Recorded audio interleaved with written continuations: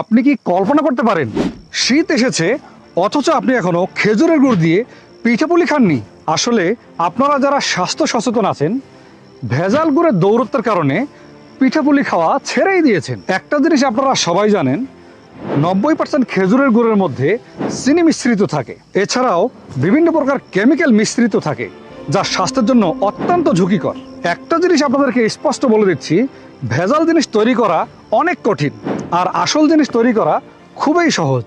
তবে নকল ও ভেজাল জিনিসে লাভ বেশি, আর আসল ও অরিজিনাল জিনিসে লাভ অনেকটা কম হয়। আর সেটা থেকে খেজুরের গুড় তৈরি করে থাকে। আর জিরান রস হলো সেই রস যা 3 থেকে 4 দিন পর পর গাছ থেকে সংগ্রহ করতে হয়। এই গাছটিকে আমরা 3 থেকে 4 দিন রেস্ট দেই এবং রোদে শুকাই। এর ফলে এই রসের মিষ্টতা বাড়ে, অনেক সুস্বাদু হয়। এজন্যই পল্লী ফ্রেশের গুড় সাধারণ গুড় থেকে আলাদা।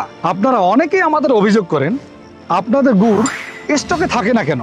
আমরা যেহেতু 3 থেকে 4 দিন পর পর গুড়টা তৈরি করি, সেহেতু আমাদের উৎপাদন কম হওয়ায় স্টকে আমরা বেশি সময় রাখতে পারি না। সে কারণে আমাদের স্টক দ্রুত শেষ হয়ে যায়। তবে আপনারা অর্ডার করলে খেজুরের গুড় কিনবেন বলে দ্বিধাদ্বন্দ্বে ভুগছেন, আপনারা দেরি না, একবার খেলে আজীবন মনে লেগে থাকবে।